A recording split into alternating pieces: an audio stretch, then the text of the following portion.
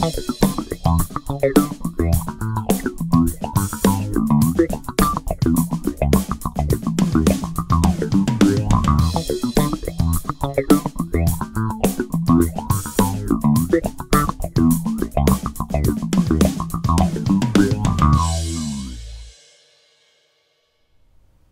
week's exercise is another funk bass line that's played with the plectrum, and as you'll have heard, I used a phaser pedal on the recording. This was done as a tribute to legendary bass player Anthony Jackson, who used a similar sound on the 1973 hit For the Love of Money by the O'Jays. Let's take a look at how to play this line.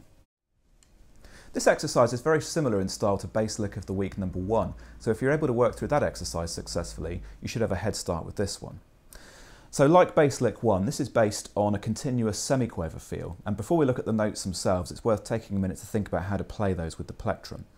So if we subdivide one crotchet beat down into 4 semiquavers, the best way to approach that with the plectrum is to apply a down-up picking motion.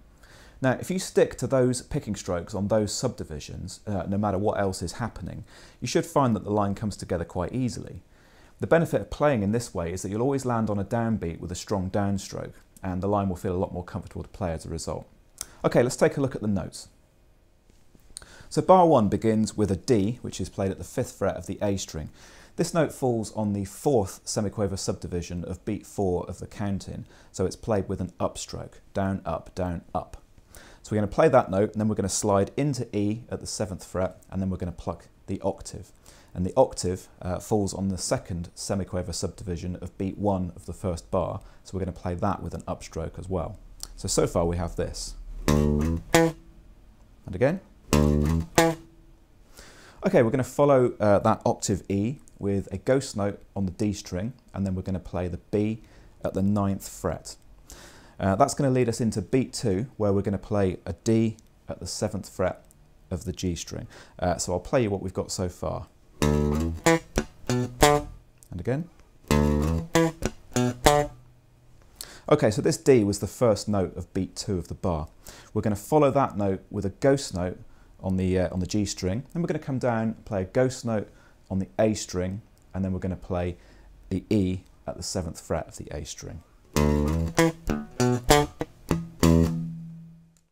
Okay, on beat 3 of the bar, we're going to play 2 ghost notes on the G string, and then we're going to play 2 C sharps at the 6th fret of the G string. And again. We're going to move from there into beat 4, which is exactly the same as beat 2. So we play the D at the 7th fret, we play a ghost note on the G string, ghost note on the A string, and then we play the E at the 7th fret. So bar 1 sounds like this.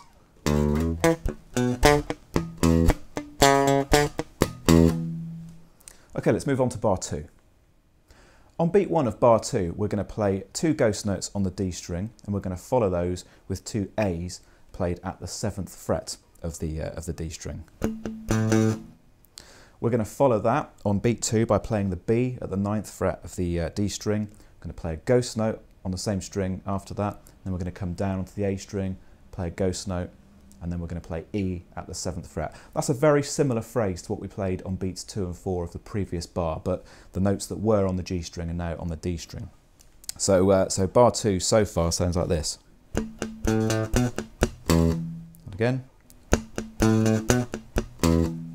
Okay, on beat 3 of the bar, we're going to play 2 ghost notes on the D string, and then we're going to play G natural down at the 5th fret, and then we're going to follow that with a ghost note on the same string. All of this is on the D string. Okay, and then on beat 4 of the bar, we're going to play a hammer-on from G into G sharp, a ghost note, and then we're going to play the D at the 5th fret of the A string. And again.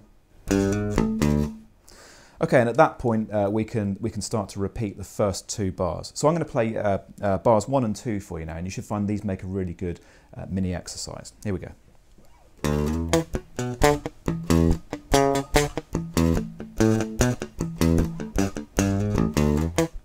Okay, and then you can practice that line round and round.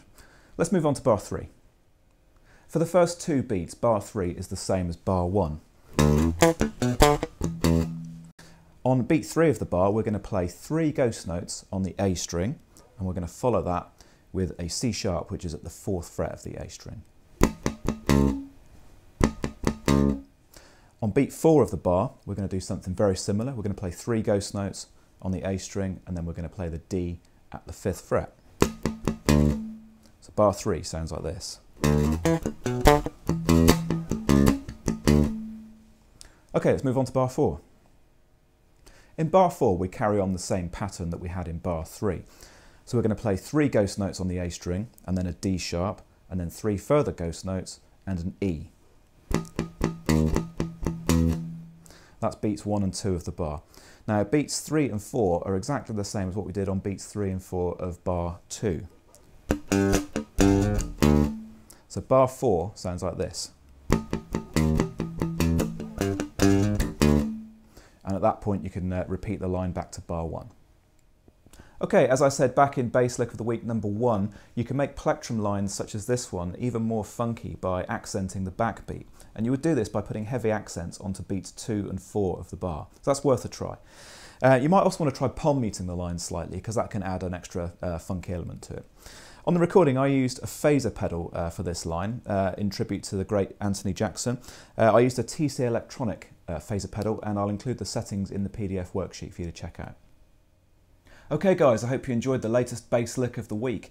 If you'd like to download the PDF worksheet and backing tracks, just head to resources.basslinepublishing.com and follow the instructions on screen.